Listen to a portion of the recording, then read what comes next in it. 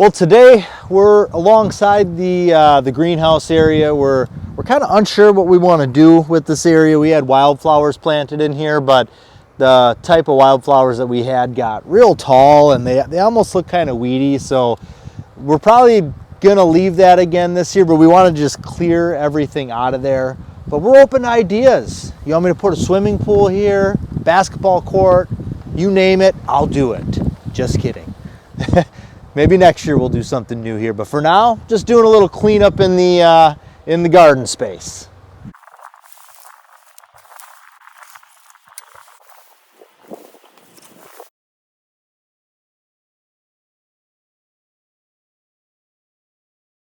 Well, now for my next little project here. So we removed these railroad ties that were here. This was always kind of our barrier from this side of the drive over to that side of the driveway, but you can see we got some stuff going on here. So before I talk about this little repair project here with removing these railroad ties, let's talk about the big project. Now, I can't give away too much information. We're kind of we want to have this be like an unveiling surprise type thing. So we're gonna document the whole thing, and then we'll show you when we're all finished. But you can see behind me here, I had a busy weekend last weekend. Myself and my framer friend Forrest came over, and the weekend before I drilled all these holes in the ground, and I used a post hole digger to do that.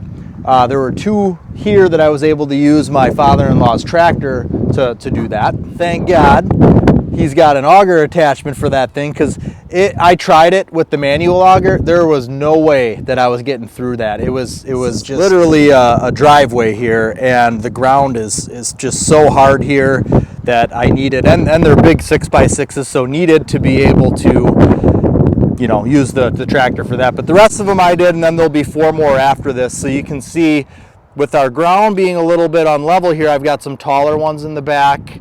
I've got the shorter ones here, but we've got our main supporting structure here, and you can see it's kind of right in the middle of the garden. Forever we had this driveway coming through here. We'll now have a little bit of a smaller driveway that kind of meanders around. We don't really have big giant dump trucks coming back through here very often, except for the one that dropped that load of topsoil. But when we get things like that, there's other access points. So what I did for all of these holes is I had a manual auger for these, and I went down about 3 feet into the ground, and then when we set these 6x6s, woo, that thing's tall. That'll be getting cut a little bit. When I cut these 6x6, or when we put the 6x6s in the hole, we put them down in there, and then I mixed concrete down into every single one. So I'm pushing on it right now, and you can see it's in there nice and solid. The pieces of wood here that you see going across, those are just for supports. When you are putting these down into the hole, you need to try to keep it level, and once you get it level, you can, you know, anchor it into another one. But I think Casey may have gotten a little video of us doing this last weekend. It was pouring by the time we were done, but we set them all. We wanted to get done with it. That's the kind of workers we are. We don't stop until it's over. So because we needed more room between here and here, we took out these railroad ties that were there. So now what I'm going to do is I'm going to kind of dig back some of the pea gravel. I want to put some ground barrier over the top of that dirt, otherwise that'll be an area where weeds are coming up. So I'm going to peel back the stone, put some ground barrier down. I'm going to put down some solid limestone there first, something nice and compactable, and then the pea gravel will go on top. I don't want that to feel like a soft spot either.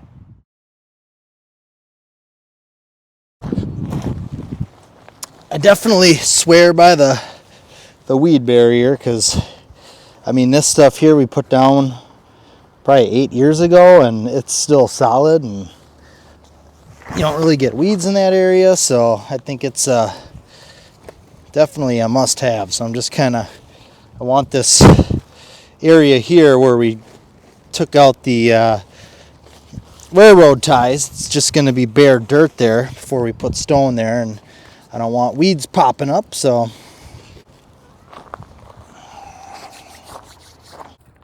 So I mentioned I was filling in this area first with just a regular gravel, and the reason I'm doing that is because this makes for a harder surface. The pea gravel is almost kind of like sand, so I'll put in this first and then the pea gravel on top, and it should be nice and solid. All right, well, this is all filled in now behind me, and Forrest was here today, cracked into the lumber, so check that out. So this is what we got so far, and you can see the size of it based upon little Selah in there.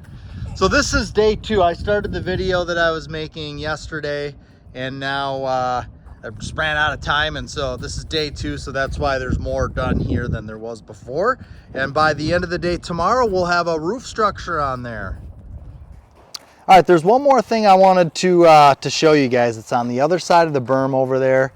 It's been, I don't know, a little bit of a troublesome area for us. So I'm gonna show you what I did when I was clearing out the area next to the greenhouse. And I think we figured out what we wanna do over there too. Our plant sprays that Casey sells have been really popular, especially the lilac scent. So if you're somebody that likes to go outside in the spring and you like to get a scent of the lilacs, but it only lasts so long, she distills the lilac plant, and we end up getting a really, really good plant spray that smells just like lilac. So we're gonna be planting some lilac bushes back there, and we got some cherry trees too I think we might put back there, but kind of make that a lilac alley is what we're gonna call it.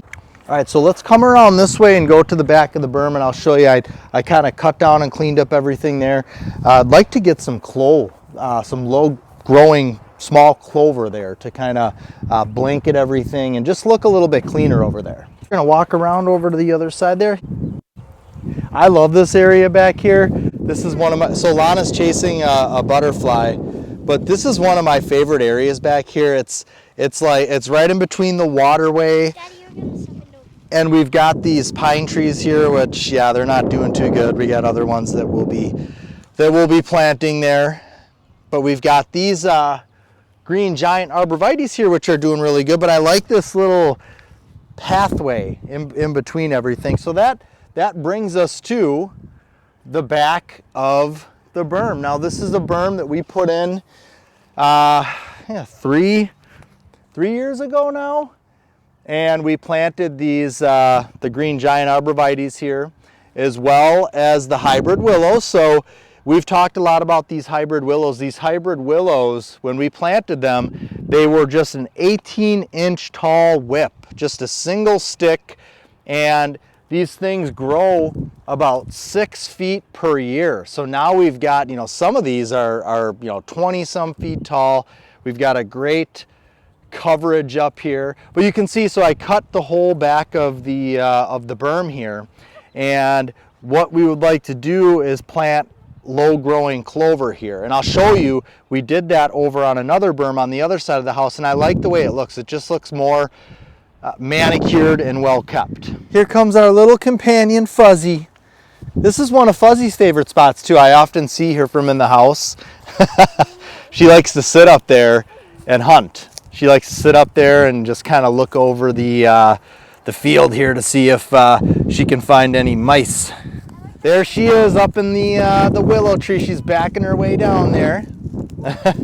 So this berm here is one where we planted all clover, and this is red clover here. This stuff does get, you can see it's actually pretty tall. It's probably like almost 8 inches tall, but still it looks nice and green. You can leave it like this.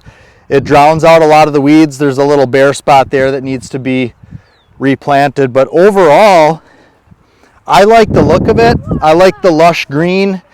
It looks nice and clean to me. So that's what I want the back of our other berm to look like. I'm really excited about this willow tree here. I planted this thing when it was tiny, and you can see in the area that it's in, grass doesn't even grow because that area is always a puddle basically, except for right now, but there's always standing water there. So I figured it's a good spot for a weeping willow. So when I planted it, it was, I don't know, probably half the size of this one here, and this one's growing good too, but It's not quite as wet over here, but yeah, this thing is gonna get huge this year. This is gonna be a weeping willow, one of my favorite trees, and I'm just excited to see how quickly this one's gonna grow. Oh, and then right next to it, we've got this is a hybrid willow, but Casey had planted up a few of them in a pot. So there's a bunch of them here that make like a big hybrid willow tree bush / dealio.